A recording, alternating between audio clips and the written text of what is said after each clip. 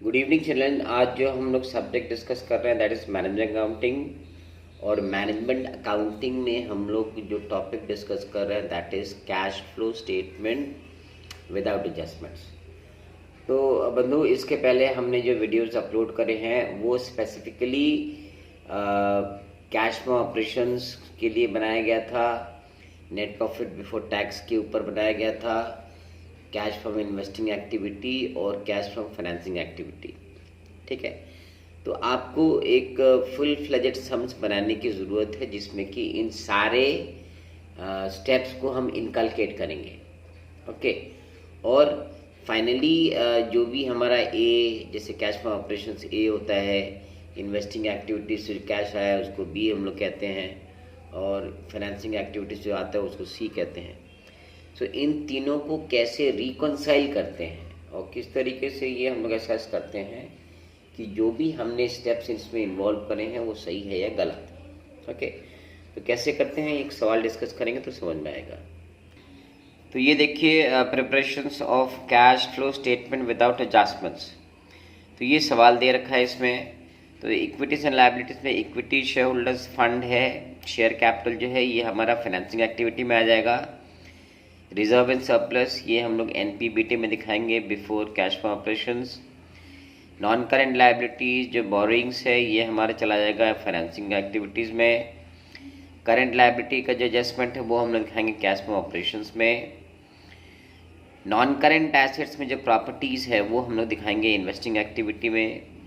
Intangible assets goodwill अगर घटा है, गुडविल के वैल्यूज़ अगर पहले से घट रहे हैं तो उसको हम लोग कैश फ्लो ऑपरेशन में दिखाते हैं, और अगर बढ़ रहा है तो हम लोग उसको इन्वेस्टिंग एक्टिविटी में दिखाते हैं। ठीक है, अच्छा, उसके बाद ये जो करंट एसेट्स है तो इसमें कैश और बैंक बैलेंस को छोड़कर जो भी बैलेंस है उसका हम लोग इफेक्ट दिखाएंगे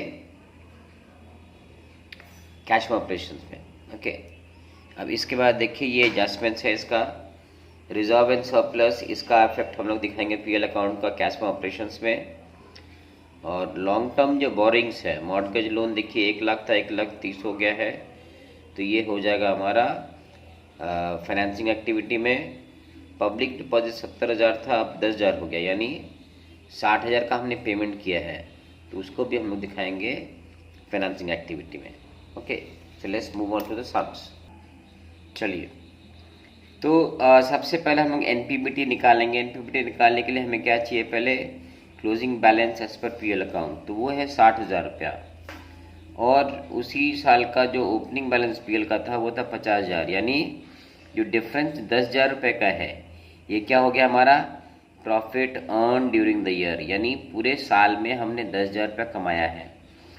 चूँकि इसमें जनरल रिजर्व नहीं है, प्रोविजन फॉर टैक्स नहीं है, डिविडेंड पेबल नहीं है, तो इसलिए ये 10,000 ही हमारा क्या हो जाएगा net profit before tax. Okay, और this will be called the NPBT, net profit before tax. Clear? तो ये हमारा वर्किंग नोट खत्म हो गया। अब ये जो फिगर आया इसको लेके बाकी सवाल हम लोग बनाएंगे। कैसे करेंगे इसको, नॉन कैश इसमें non cash non operating expenses करेंगे, कितना है, गुडविल अमोर्टाइज कितना था हमारा 13,000 रुपया। ठीक है, तो और कोई डेप्रिसिएशन नहीं है, एसपीआर नहीं है, कुछ रिटर्न ऑफ नहीं, इसलिए क्या है इसको ऐड कर देंगे। तो 10,000 ये और 13,000 ये, 15,000 ये, तो टोटल मेरा हो गया cash from operations before working capital changes 25,000 रुपये। क्लियर? अब इसके बाद का स्टेप जो है, जो हम लोग करंट एसेट्स करंट लायबिलिटीज है उसका एडजस्टमेंट करेंगे। तो इसमें क्या ऐड करते हैं हम लोग, increase in current liability, decrease in current assets. ठीक है, जब कभी भी हमारा करंट लायबिलिटी इंक्रीज हो रहा है मतलब क्या है, हमें पैसे देने की ज़रूरत नहीं है और हमको उधारी में वो काम मिल जा रहा है, तो हमारा इसमें क्या हो रहा है, पैसा बढ़ रहा है, पैसा बच रहा है। और अगर करंट एसेट्स डिक्रीज हो रहा है मतलब क्या हो गया, हमारा स्टॉक बिका है, हमारा ट्रेड रिसीवेबल्स का ऊपर पैसा मिल गया, तो ये this indicates that cash is coming to you. ठीक है, तो क्या चेंज हुआ है देखिए इसमें करंट लायबिलिटी में, ट्रेड पेबल। ठीक है, ट्रेड पेबल 35,000 रुपये से बढ़ गया है, जो उसमें डेटा दे रखा था सवाल में, तो उसमें ट्रेड पेबल कितना था?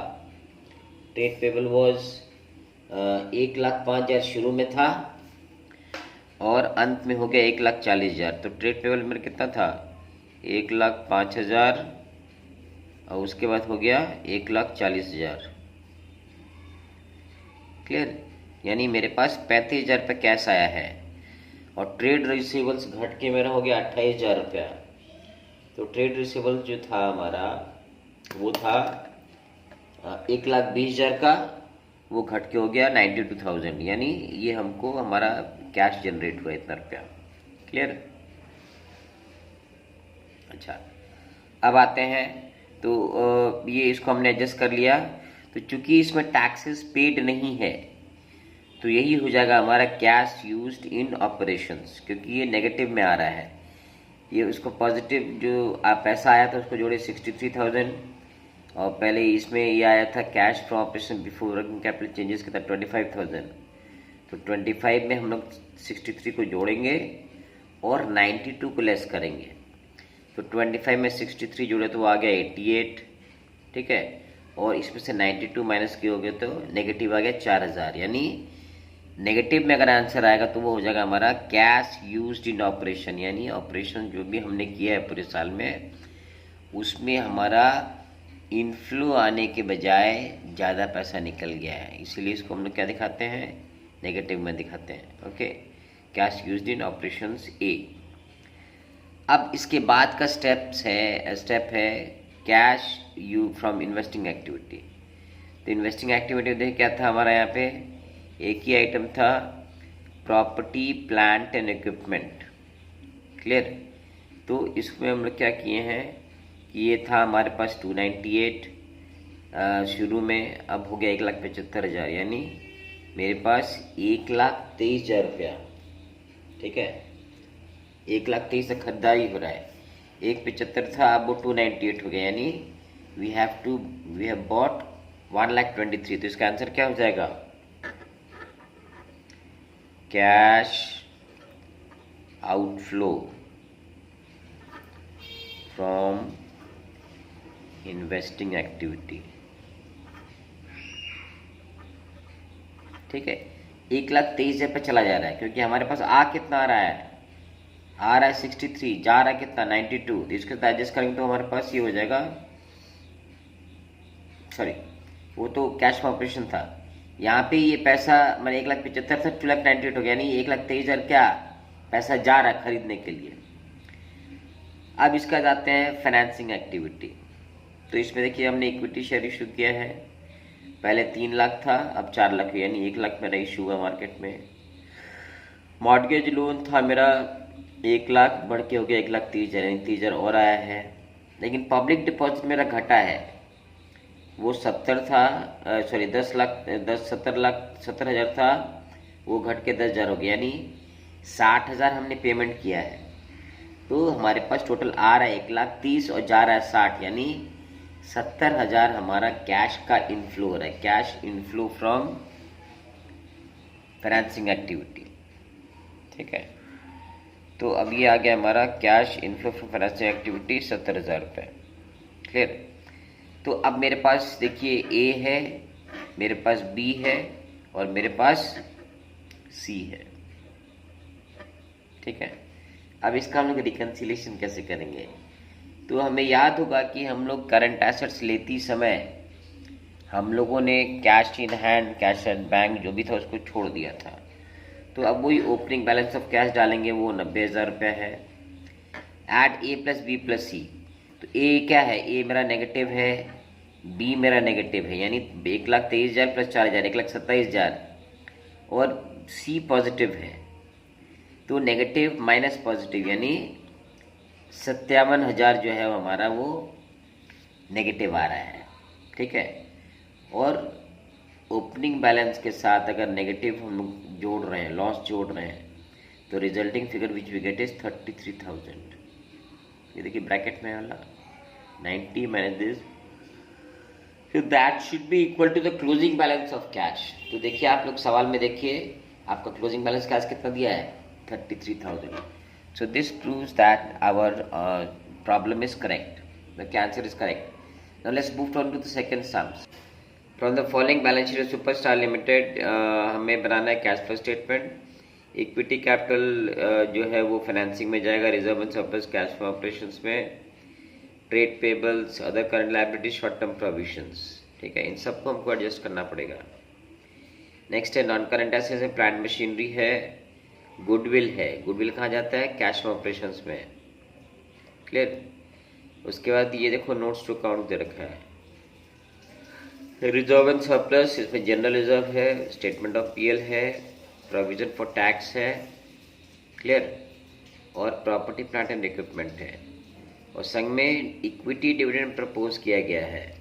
तो इक्विटी डिविडेंड जो प्रपोज होता है ना, वो हम लोग पिछली साल का लेते हैं, प्रोविजन में भी लेते हैं और पेमेंट में भी लेते हैं. ठीक है, करंट ईयर का कोई भी इफेक्ट डिविडेंड में नहीं आएगा. ठीक है. Now let's move on with the sums. अब देखिए, computation of net profit from tax, ये पहला स्टेप है, एनपीबीटी कैलकुलेट करना. तो closing balance of PL account कितना था? 27,000 रुपया. लेस ओपनिंग बैलेंस है 18,000 रुपया. डिफरेंस कितना हो गया? 9,000. ये पैसा हमने पूरे साल में कमाया है. ठीक है, profit earn during the year. अब इसके बाद देखिए, इसमें हम लोग ऐड करते थे ट्रांसफर टू जनरल रिजर्व. तो हमारा शुरुआती जनरल 20,000 था, क्लोजिंग जनरल 30,000 रुपया है, यानी 10,000 रुपया हमारा जनरल रिजर्व में ट्रांसफर हुआ है. ठीक है ना. प्रोविजन फॉर टैक्स, ये जो टैक्स बनता है बिजनेस का वो हमको प्रोवाइड करना होता है. तो वो हमारा जो करंट ईयर का कितना रुपया? 32,000 रुपया. वो हमने दिखा दिया यहाँ पे. और प्रोविजन फॉर डिविडेंड, डिविडेंड जो डिक्लेयर हुआ है, डिविडेंड डिक्लेयर हुआ है वो कितना है? पिछले साल का 39,000. तो ये सबको को हम लोग जोड़ देंगे तो ये आ रहा है 90,000. ये हो गया हमारा एनपीबीटी. ठीक है. अब एनपीबीटी निकल गया तो उसके बाद वाले स्टेप में जाएंगे. ऐसी एनपीबीटी यहाँ पर है 90,000 रुपया at non cash non operating expenses, जो हमारे बिजनेस से रिलेटेड नहीं है और जो कैश में स्पेंडिंग नहीं है, उसको क्या दिखाएंगे हम लोग? इसमें आ रहा है गुडविल अमोर्टाइज्ड 10,000 रुपया. तो 90,000 और 10,000 रुपया, ये हो गया हमारा cash from operations before working capital changes. ठीक है. अभी भी वर्किंग कैपिटल का एडजस्टमेंट हम लोग नहीं किया, तो उसके पहले हमारा बैलेंस कितना रहा? 1,00,000 रुपया. अब वही लिखेंगे formula, add increase in current liabilities decrease in current assets. तो क्या हो रहा है इसमें? ट्रेड पेबल्स मेरा बढ़ रहा है. शुरू में 35,000 था, अंत में आके 53,000, यानी मेरा कितना रुपया बढ़ा? 18,000 रुपया. इन्वेंट्रीज तो घटा है, शुरू में 59 था, अब हो गया 57 था, अब हो गया 39, यानी 18,000 ये भी घटा है. यानी टोटल मेरा इंक्रीज कितना हो रहा है? कैश इनफ्लो 36,000 रुपया. अब आउटफ्लो कैसे निकालेंगे हम लोग? Decrease in current liabilities increase in current assets. तो करंट लायबिलिटीज जो है मेरा घट रहा है, पहले 8 था अब 6 हो गया, यानी 2,000 मेरा जा रहा है. और ट्रेड रिसीवल्स भी मेरा बढ़ रहा है. ओके. तो पहले ट्रेड रिसीवल मेरा कितना था? 75,000, अब बढ़ के कितना हो गया? 1,08,000, यानी 33,000 मेरा करंट एसेट्स का बढ़ रहा है टोटल पेबल्स. तो अब जो है ये चूंकि ये नेगेटिव में आ रहा है, देखिए यहाँ पे लेस करने आया था, तो 1,00,000 में हम लोग 36,000 ऐड करेंगे और 35,000 लेस करेंगे, तो टोटल आंसर कितना आ गया? आफ्टर वर्किंग कैपिटल चेंजेस मेरा प्रॉफिट हो गया 1,01,000. ठीक है. This is cash flow operations. अब यहाँ पे जो प्रोविजन फॉर टैक्स है, प्रोविजन फॉर टैक्स हमने बताया था कि जो क्लोजिंग बैलेंस ऑफ प्रोविजन होता है उसको हम लोग एनपीबीटी में दिखाते हैं, और ओपनिंग बैलेंस को जो है हम लोग कैश फ्लो ऑपरेशन में एडजस्ट कर लेते हैं. तो ओपनिंग बैलेंस था हमारा 28,000 रुपया, तो 1,01,000 से 28,000 गया था, यानी कितना आ गया? 73,000. ये हो गया हमारा कैश फ्लो ऑपरेशन ए. ठीक है. पार्ट ए हमारा खत्म हो गया. पार्ट बी में क्या आता है? अब पार्ट बी में देखिए आता है मेरा कैश फ्लो इन्वेस्टिंग एक्टिविटी. क्या इन्वेस्टिंग हुआ है हमारा? यहाँ पे हमने लैंड को बेचा है. 1,10,000 था शुरू में, लेकिन एंड में 57,000 हो गया, यानी 53,000 का हमने बेचा है. प्लांट मशीनरी खरीदा कितने का है? 90,000 ओपनिंग था, क्लोजिंग है 1,91,000, यानी 1,91,000 खरीदारी हुआ है। तो इसका एडजस्टमेंट करें कितना होता है 48,000 नेट। ठीक है, ये हमारा पैसा आउट ग्लो हुआ है। उसके बाद हमने नॉन करेंट इन्वेस्टमेंट खरीदा है कितने रुपए का, 25,000 रुपये का। ओपनिंग था 10,000 और क्लोजिंग हो गया 35,000 रुपये, तो ये आउटफ्लो हो गया। तो ये जो पहले हमारा बैलेंस आया था 48,000, इसके साथ इसको जोड़ देंगे, यानी cash used in investing activity कितना है 73,000। और वैसे भी इन्वेस्टिंग एक्टिविटी में हरदम पैसा जाता ही है, क्योंकि उसमें आपको कुछ खरीदना होता है, एक्वायर करना होता है। अब शेयर होल्डर से या डिवेंचर से या पब्लिक डिपॉजिट, जिस भी माध्यम से हम लोग पैसे निकाले हैं, इसका मतलब ये नहीं है कि वो हम अपने फ़ायदे के लिए रखेंगे। We have to invest that in the market, तभी तो हमको रिटर्न्स मिलता है। ठीक है, उसके बाद थर्ड स्टेप है कैश फ्रॉम फाइनेंसिंग एक्टिविटी। तो फाइनेंसिंग एक्टिविटी के लिए सबसे पहले हमारे पास क्या आया, देखिए, issue of equity shares and equity and share capital. तो ये हमारा 50,000 का इशू हुआ है। ओके, ठीक है, तो इक्विटी हमारा 50,000 का इशू हुआ है। और इसके बाद हमने जो डिविडेंड पे किया था 39,000, तो ये हमारा इनफ्लो है और ये हमारा आउटफ्लो है, यानी नेट डिफरेंस कितना है 11,000 रुपया। तो चूंकि हमारा इनफ्लो ज़्यादा है, इसलिए जो बैलेंसिंग फिगर रहेगा वो हो जाएगा cash inflow from financing activity, that is C. Clear. तो अब हमारे पास कैश फ्रॉम ऑपरेशंस आ गया, कैश फ्रॉम इन्वेस्टिंग एक्टिविटी आ गया और कैश फ्रॉम फाइनेंसिंग एक्टिविटी आ गया। इन तीनों इंफॉर्मेशनल पीस को हम लोग कैश बैलेंस के साथ एडजस्ट करेंगे। क्लियर, उसको हम लोग कहते हैं रिकॉन्सिलिएशन। देखिए कैसे करेंगे हम लोग। यहाँ पे ओपनिंग बैलेंस ऑफ कैश दे रखा है 17,000 रुपया। ठीक है, उसमें हमको एडजस्टमेंट दिखाना है ABC का। तो मेरा कैश फ्रॉम ऑपरेशंस कितना निकला था 73,000, तो दैट वाज पॉजिटिव, यानी मेरा पैसा था वो वाला। कैश फ्रॉम इन्वेस्टिंग एक्टिविटी हरदम ही नेगेटिव होता है, यानी उसको 73,000 होना चाहिए था। ठीक है, तो cash from operation 73,000, cash from investing activity 73,000, और कैश फ्रॉम फाइनेंसिंग एक्टिविटी जो C है दैट इज 11,000। ओके, तो ये नलिफाइड हो गया, बचा कितना 11,000 रुपया। तो ये हो गया हमारा नेट बैलेंस। तो 17,000 हमारा ओपनिंग कैश बैलेंस था, और पूरे एक्टिविटीज़ को मिलाते हैं जब, यानी cash from operations, financing activity and the investing activity, तो उसका नेट बैलेंस आ रहा है 11,000 रुपया। यानी 17,000 जो ओपनिंग बैलेंस है उसमें अगर 11,000 हम लोग जोड़ देते हैं तो मेरा बैलेंस बनता क्लोजिंग कितना है 28,000। So if your opening and closing balances are adjusted with the cash from operations, investing activity, financing activity, and if turns out to be correct, मतलब आपने सारा सवाल में सब कुछ सही तरीके से किया हुआ है। ठीक है, तो चिल्ड्रन ये था हमारा एक full fledged cash flow statement का सवाल। ठीक है, नेक्स्ट वीडियो जो हम अपलोड करेंगे that will relate to cash flow statement plus adjustments. Clear, till then be safe, continue reading, okay, and please do like this shares, please do like this video, okay, subscribe the channel and comment, okay, whatever problem you have to comment so that we can provide you some solutions. Okay, till then, bye bye, take care, thank you.